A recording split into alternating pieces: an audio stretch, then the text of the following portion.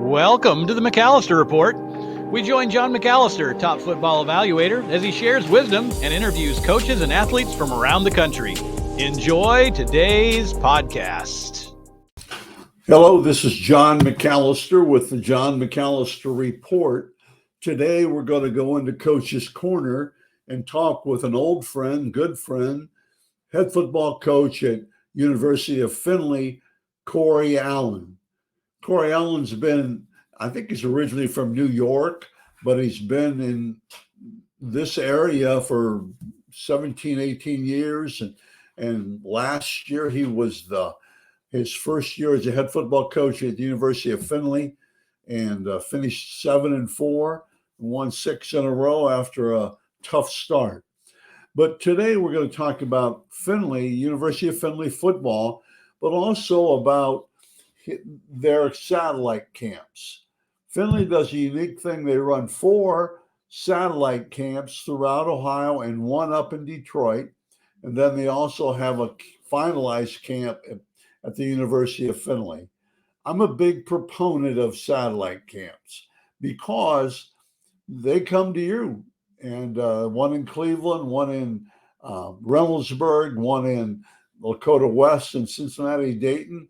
So they have those 3 areas, and then they come back with 1 in Detroit and then 1 in Findlay, which takes care of Northwest Ohio. So Kory spent some time. In fact, I even run a banner at the bottom of where they are this year, and talks about satellite camps and promotes them. So if you sit back and enjoy my video podcast with Kory Allen from the University of Findlay. And I'm a burned out Oiler myself, so it was very looking forward to it.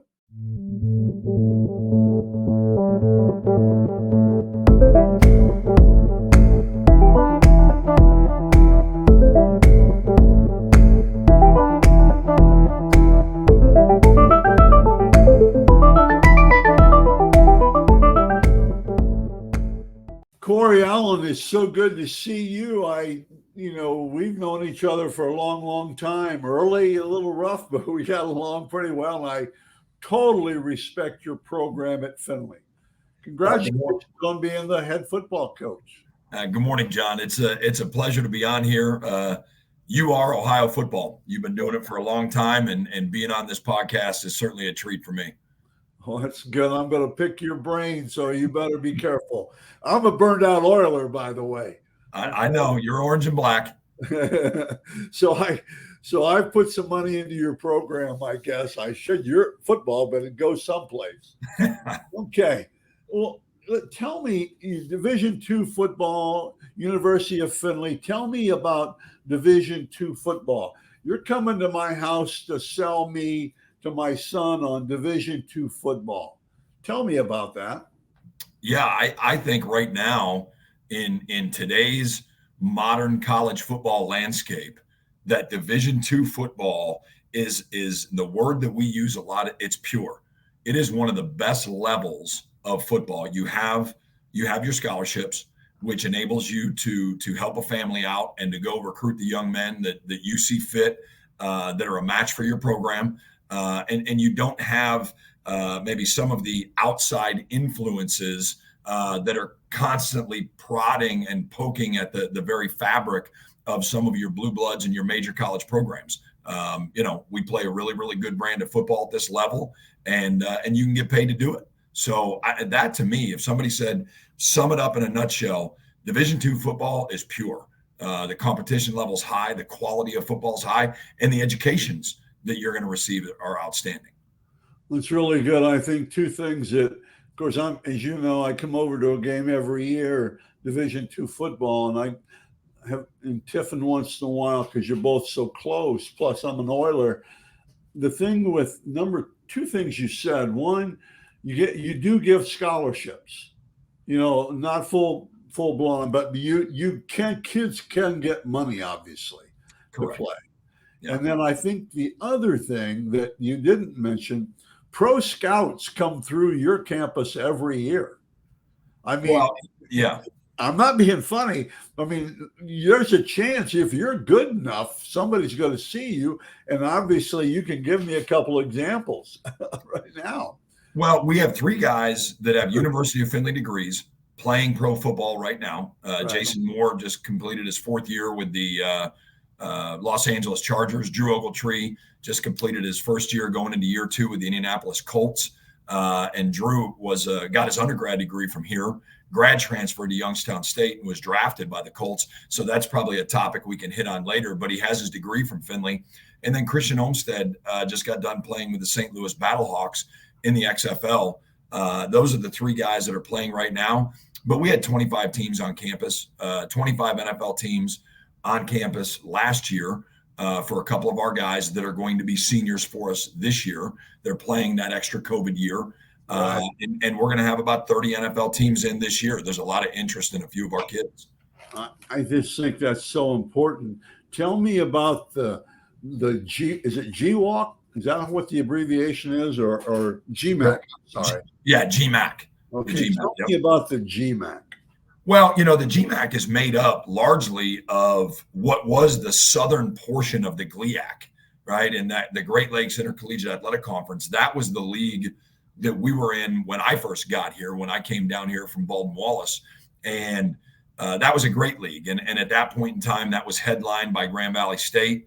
And then over the years, it's been back and forth. And Ferris State is kind of the reigning king right now in that league, and nationally. They've won the last two national titles.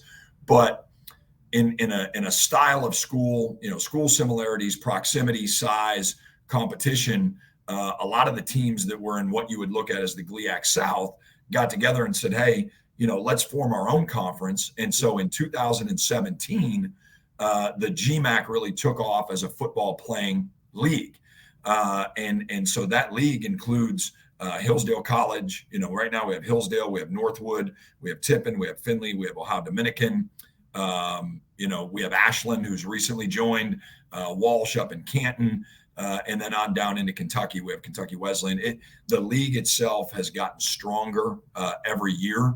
Interesting fact, from 2017 to right now, John, fall seasons, right? In the fall seasons, there's been a different conference champion every year from 17 till right now.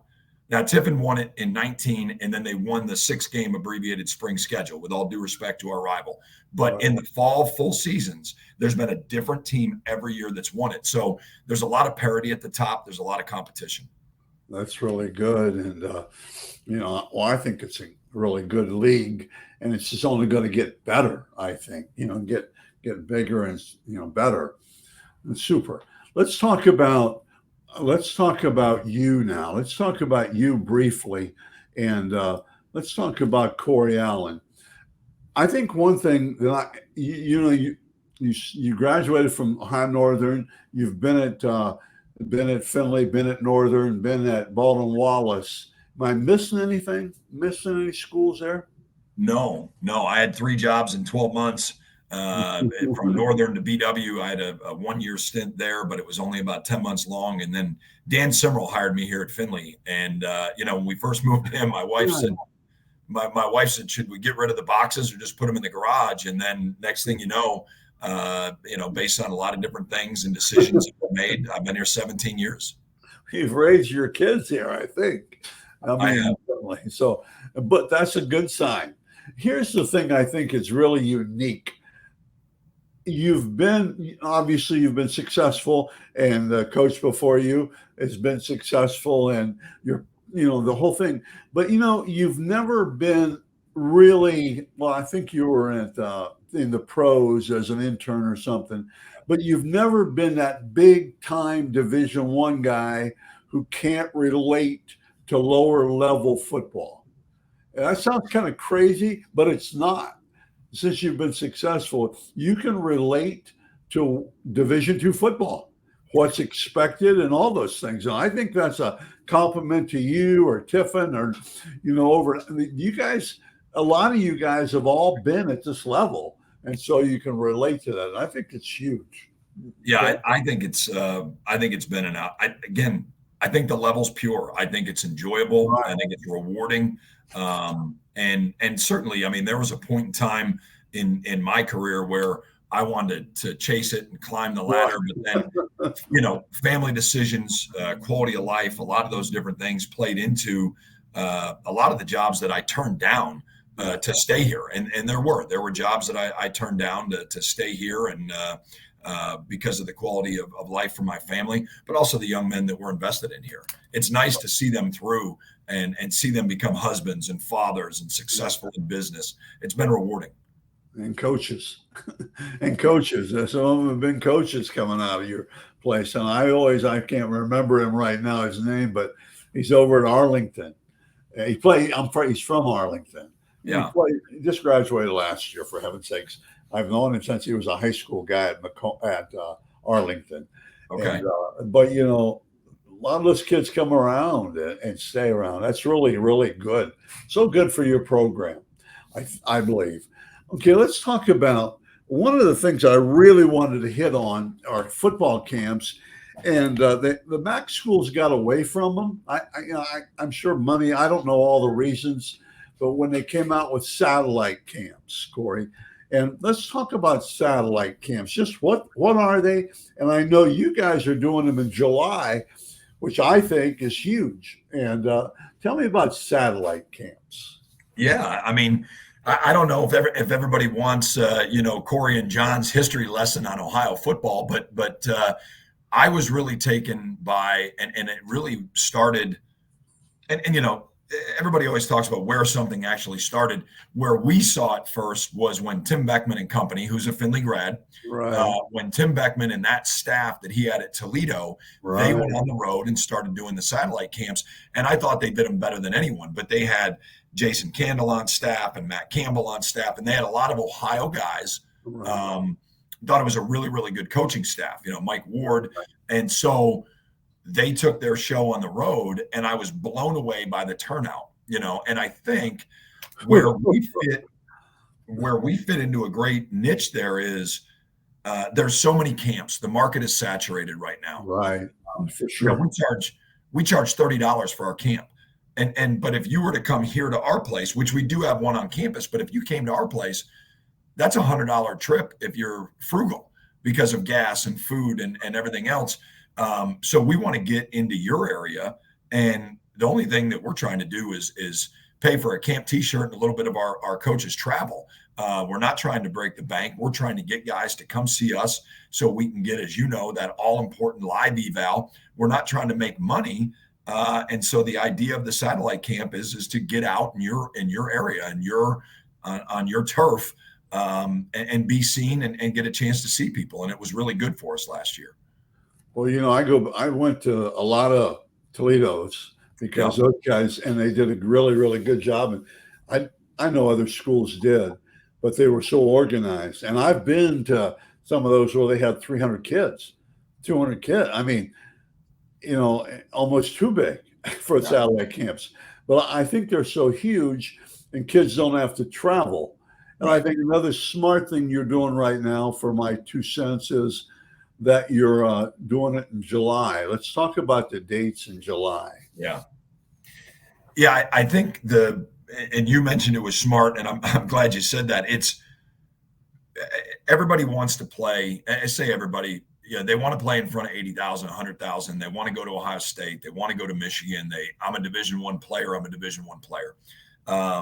And the Division I camps, in large part, are in the month of June. As you know, we're right. I mean, I'll be up at Toledo this evening. And now where we found that niche for us is, hey, June's over. Maybe you didn't get the offer that you wanted. You feel like you want to get a little more exposure. Come out and see us. Come out and camp with us. And it's in that window where it's still far enough away from actual high school camps fully starting. I know it seems like they have OTAs all summer now, but it's far enough away from that. And then even for our coaches, it's where when we get done with that camp on July 9th, our coaches go on vacation for a couple of weeks so they can get ready for our season. But yeah, we're going to be up in Cleveland Heights, and Max Stevens' unbelievable job up there. And we welcomed in over 100 kids last year to that camp, and we signed multiple kids there. We're going to go down to Reynoldsburg that evening, so we'll be traveling down and excited about that. And getting into Columbus in that area. We signed kids out of our camp last year. We did down there, and then over to Lakota West with Bolden, and excited about that because we signed kids out of there. And then we'll come back home. We are going to slide up to Detroit as well. These are our Ohio camps, and I'm glad they're on there. But it's been good for us. That's really good. I would tell you, they can go to your website, just Google Findlay, University of Findlay football camps, and it really goes into detail. And I think they can register too, can't they, Kory? They can register right there online. We'll take walk-ups at any camp, but getting your site or getting your spot set and registering early certainly helps you and helps us and gets you checked in and rolling faster. You mentioned the word, it's like everything else. They have new buzzwords. It used to be evaluations, and now it's evals. I have to say evals. But anyway, I think one of the good or bad things about that is, for me, when I do that, you can also find the good ones, but you can eliminate a lot. You can, and that's not a mean thing. I guess it is a mean thing, but for me, I can say it. Because now you say, well, he's not quite good enough. So we'll watch him. He'll be a three game guy in the fall, but we have to. And a lot of kids, when they come back, if you go through June and you aren't getting any offers to speak of, well, you better play like crazy the first 3 weeks of the season, because now the kids come back, and sometimes they have that little brick on their shoulder where they say, I'll show you guys. And then you'll see them at their best. They're not going to come in between the tail between their legs. I got to preach in, Kory. I'm sorry. I rattle on. But I'm saying it's good for you guys. I think satellite camps are so huge. And you do the same things. You bring your equipment. You bring your bags. You have the same coaches. And I don't know, do you let Division III guys come in help or not? I don't know how that works. No, we do. We send out the list of these camps to all of our friends in the OAC and the NCAC, and bring those guys in. I think it's valuable for everybody. Yeah, and it's a good opportunity for them to get whoever recruits Cleveland for Heidelberg University. There's value in them coming up to our camp. And this is about exposure for the kids. I mean, let's not be politically correct. It's also about, this is for us too. And you're right. I mean, John, people don't want to talk about that, but what you said is absolutely right. There's as many kids eliminated at that camp as there are identified, if not more. That is just the nature of it. Right. I totally agree. Okay. Let's talk about two more things and I'll let you go. I know you're busy. You probably got to go out and jog 20 miles or whatever you do. I know you're a runner, but let's talk about how does the transfer portal affect you, Coach? University of Findlay program, good and bad, really, I think. Yeah, I tell you what, that's a many layered question. Right. If somebody said to you, they asked me the question, do you like the transfer portal? Yes or no? I would say no, I don't. But we also know that that's a many layered question. And there's a lot more to it than that. You know, you don't want to get, and this is our program's philosophy, and I have no problem sharing it publicly. We use the portal, and I tell guys when we recruit them out of the portal, we use the portal to show respect to the players that we have coming back. If we have a really, really good team coming back, but we feel there's a hole here or there that's not to the standard, we feel as coaches that we owe it to those juniors and seniors that are our leaders and mainstays to put the best product on the field, to help them compete for a championship, compete in the national playoffs. So that's where we use it. We use it to fill holes in our roster, not to build our roster. Right. And I think that's a great comment, by the way. Thank you. I don't think that you want to get upside down. And what I mean by that is that we're not a junior college. But if you take, and there's teams that take 10, 15 guys at the mid-year out of the portal, what happens is that all your money is sitting there with guys that have 2 years, 1 year left. And so the money's not going into a kid that you're going to develop. And so you get stuck, John, and especially at the Division II level, guys don't want to talk about this. You get stuck in a portal cycle. Okay. Take a middle linebacker, for example. Your middle linebacker is graduating. You take a transfer and you have him for 2 years. He comes in and plays. He does all these great things. That's great for the time being. But when he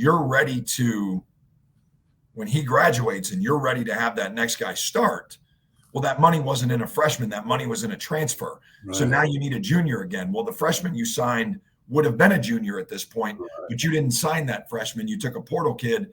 So you have to go right back to the portal. So you'll find certain schools are hooked on the portal at certain positions because they have to be, because they don't want to wait for a kid to develop. And I think that's dangerous. Right. And we're going to lose some guys and we're going to gain some guys. But by and large, we've been able to keep our roster. And that's not an easy thing to do. Right. Most of the time, I've done this for many, many years. And I used to think this was junior college. And with a lot of the portal, there's a reason they're in the portal. I mean, now sometimes it's you. I mean, they got maybe, but boy, there's a reason a lot of guys are in the portal. If they're unhappy here, will they be unhappy at your place? That's a negative thought, but I think there's some truth to it. Well, Coach, I really, really appreciate you taking the time to do this. I've learned a lot. I think Division II football is so huge. And I will. My last comment will be, and I say this all the time, when I talk to some high school coaches, they say, well, he's probably not Division I, okay, but he's 2 or 3. Well, I'd rather have them say, well, he may not be Division I, but I think he's Division II. And stop, because there's a tremendous difference between Division II and III. Right. Now, some of my Division III guys, Coach Paul at Northern, but might get mad at me, but it's reality, I think. So, well, and if I don't have to comment on that. No, I have no problem doing it. I've had the conversation with coaches before, and I always use this example. They say, well, he's a Division I kid. You've heard that a million times in your career, John. And so I ask the question, I say, okay, he's a Division I kid. Is he Alabama good? Or is he somewhere in the MAC good? Because there's a difference. Yeah. Okay.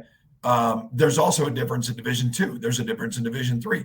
Right now, there's teams that win and there's teams that don't win in Division II.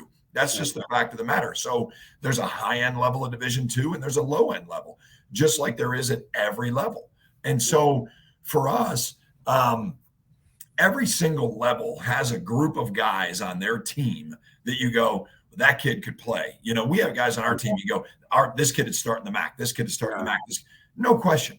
It's about the totality of a program. It's not just about the individuals. And so, that's always an interesting piece. But at the end of the day, we're going to go try to find the guys that best fit us. And you and I talked about this last week.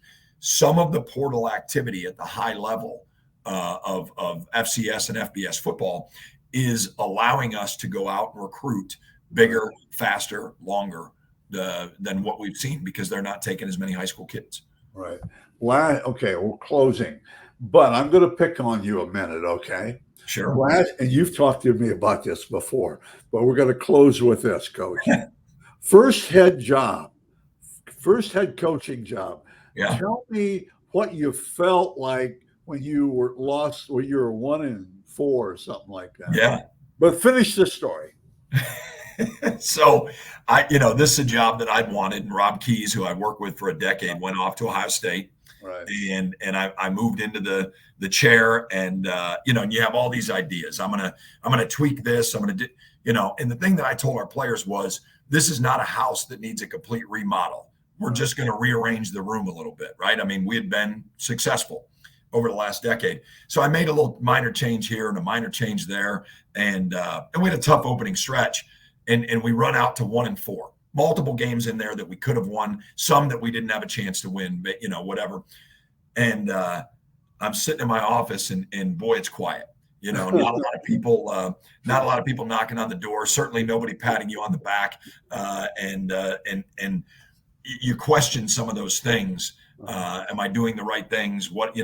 And we ended up running off 6 straight wins to end the year, and a month and a half of winning cures a lot of ills. But it was humbling to say the least. I think you kind of get that in your mind, like, how can we lose? We're doing all these great things. But we had a young roster, and our kids responded. You finished what? You were 1-4 and finished the season at what? 7-4. 7-4. Yes, sir. Not too bad. That's not too bad, especially after your bad start. Yeah. Coach Allen, thank you very much for being on my video podcast, and I really enjoyed it. Okay, John, thank you for all that you continue to do and all that you've done for Ohio football. It's been a pleasure. Thanks, Kory. I appreciate it.